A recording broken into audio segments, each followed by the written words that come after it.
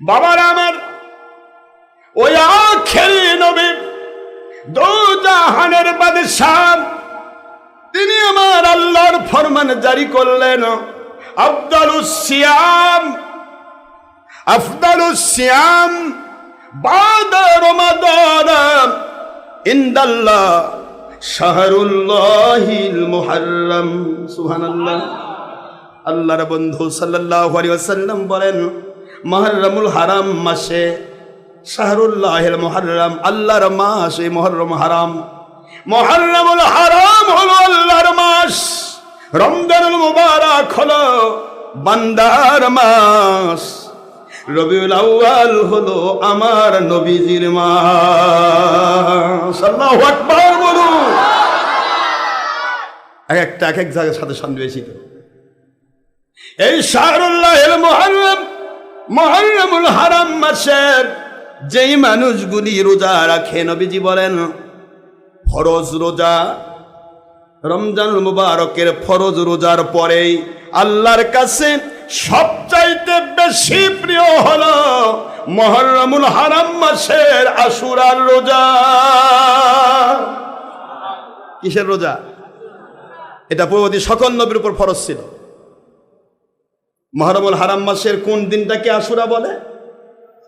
কথা কয় না। 10ই মুহররম। আশুরা শব্দের অর্থ 10, কিন্তু অন্য কোনো মাসের 10 তারিখকে আশুরা বলা হয় না। কথা বলেন না, অন্য কোনো মাসের 10 তারিখকে আশুরা বলা হয় না, কিন্তু মুহররমুল হারাম মাসের 10 তারিখে কি বলা হয়? আশুরা। এই আশুরা মিনাল মুহররম, এটা আল্লাহর কাছে গুরুত্বপূর্ণ একটি দিন। আমি সম্ভব হলে দৃষ্টিভাবে আমি আপনাদেরকে জানানোর চেষ্টা করব, একটু ধৈর্য ধরবেন। বাবাজির আমার, আশুরা মিনাল মুহররম, হুজুর বললেন সিয়ামু ইয়াউমি আশুরা আহতাসিবু আলাল্লাহি আন ইউকাফিরা সানাতাল্লাতী বাদা। মুসলমান বাবারা শুনুন, আল্লাহর বন্ধু বলেন এই আশুরা মিনাল মুহররমের রোজাটা যে রাখবে, আল্লাহর বন্ধু বলেন তার পূর্ববর্তী 1 বৎসরের গুনাহ আল্লাহ পাক মাফ করে দেবে। পুরা বছরের গুনাহ মাফ। সুবহানাল্লাহ বলবেন না? আফিরায়াতুন উকরা, পূর্বের এবং পরের 2 বছরের গুনাহ মাফ। যে গোলাম যত কষ্ট পায় মালিকের কাছে সে তত আকর্ষণীয় গোলাম হয়ে যায়, আর যে গোলাম যত গোড়াগড়ি করে খায় মালিক থেকে সে তত দূরে চলে যায়। এটা আলসা, অলস, খালি এসি খাবে আর খালি ভোল্টা ভোল্টি করবে, আল্লাহ নামাজ পড়ছি। আল্লাহকে তোর নামাজ কি রে? তুই তো নামাজের কোনো গুরুত্বই নাই, খালি ঘুম পাচ্ছিস না। এটা ঘুমের মধ্যে নামাজ হয় নাকি? আমরা নামাজ পড়বো আল্লাহকে খুশি করার জন্য, ঠিক আছে তো বাবা? কষ্ট হচ্ছে? আমি আপনাদের কষ্ট দেব না। একটু আসুন আমি মুহররম একটু কথা বলি, বলবো। রোজা রাখতে হবে, এটা প্রত্যেক নবীর উপর ফরজ ছিল, নবী রাসূলের উম্মতের উপর ফরজ ছিল। হুজুর বলেছেন যখনই রমজান মাসে রোজা আমার মালিক আমার উম্মতের জন্য ফরজ করে দিলেন, তখন এটা ইচ্ছা মতো হয়ে গেল, এটা আমি নফল করে দিলাম। অর্থাৎ করলে সে ফরজের মতো সওয়াব পাবে, না পড়লে গুনাহ হবে না। সুবহানাল্লাহ বলেন না জোরে? না করলে গুনাহ হবে না, এই জন্য নফল। করলে সে কিসের সওয়াব পাবে? সুবহানাল্লাহ জোরে বলবেন না? এটা আশুরা মিনাল মুহররমের রোজা।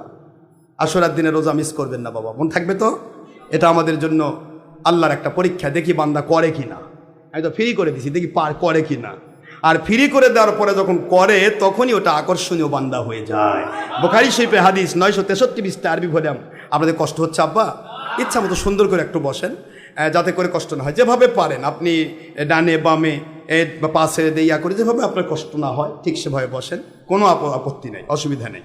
আপনি সুন্দর করে একটু শোনেন, এগুলি শোনা দরকার। আপনি শুনলেই তো আরেকজনকে বলতে পারবেন না। বাবা কি বলেন, কি ঠিক না বেঠিক?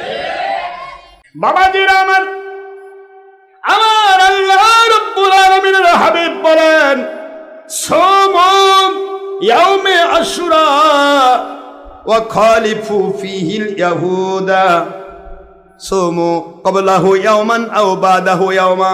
হুজুর বললেন আমি তোমাদেরকে আশুরা মিনাল মুহররমের রোজা রাখার জন্য আদেশ করছি, কিন্তু তোমরা একটি রাখবে না। আমি মদিনায় গিয়ে দেখলাম ইহুদিরাও আশুরার রোজা রাখে। সুবহানাল্লাহ জোরে কর না? আল্লাহর বন্ধু বলেন, ইহুদিদেরকে জিজ্ঞাসা করলাম তোমরা রোজা রাখছো কেন? ইহুদিরা বলে, নবী গো, আপনার উপরে তো ওহী নাজিল হয়েছে, ওয়াইদ ফারাকনা বিকুমুল বাহরা ফাআনজাইনা আনজাইনাকুম ওয়া আগরাকনা আলা ফিরআউন ওয়া আনতুম তানজুরুন। সূরাতুল বাকারা 2 নম্বর সূরা 1 নম্বর পারা। আল্লাহ পাক বলে দিলেন, ওই সময়ের কথা, যেই সময়ের কথা তোমরা স্মরণ করো। ওয়াইদ ফারাকনা বিকুমুল বাহরা, তোমাদের জন্য আমি মুসা নবী আলাইহিস সালামের জন্য, উম্মতের জন্য আমি একটা নয়, দুইটা নয়, 12টা রাস্তা বানিয়ে দিলাম নীল সাগরের ভিতরে, মতান্তরে লোহিত সাগরের ভিতরে। কিন্তু 12টা রাস্তা দিয়ে তাদেরকে আমি বাঁচায় দিলাম, আর ফেরাউনের বাহিনীকে আমি ধ্বংস করে দিলাম। ও নবী মুহাম্মদ রাসূলুল্লাহ সাল্লাল্লাহু আলাইহি ওয়াসাল্লাম, এই জন্যই তো আমরা রোজা রাখি, কারণ আমাদের নবী এবং আমাদের নবীর উম্মতদেরকে আল্লাহ বাঁচিয়ে দিয়েছেন, আর ফেরাউনকে সলিল সমাধি দিয়ে কবরস্থ করেছেন। এই দিনটা ছিল আশুরা মিনাল মুহাররম, আশুরার দিনে। এই জন্য আমরা আশুরার রোজা রাখি। হুজুর বললেন, তোমরা ইহুদি রোজা যদিও রাখছো, কিন্তু পরের নবীকে মানা তোমাদের জন্য ফরজ ছিল, মানলে না। এই জন্য তোমাদের আমলের সাথে আমার উম্মতের আমল মিল হয়ে যাক, আমি চাইব না। আল্লাহর বন্ধু বললেন, ইহুদিরা একটি রোজা রাখে, তোমরা আগে অথবা পরে আরো একটা বা দুইটা রোজা মিলাইয়া দাও। সুবহান।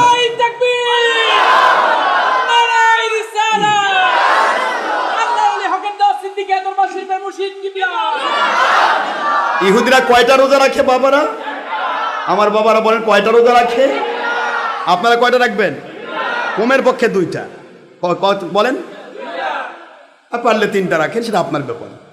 আবার কেউ কেউ এই 1 তারিখ থেকে পুরাটাই আমরা বাড়ি। আমরা অনেকে আছে 1 তারিখ থেকে পুরাটাই আমরা রোজা রাখার চেষ্টা করি, আলহামদুলিল্লাহ বলে। আর যারা পারবেন না, শুধু 9 আর 10 তারিখ রাখেন, আর না পারলে 10 আর 11 তারিখ রাখেন। কি বুঝতে পারেননি?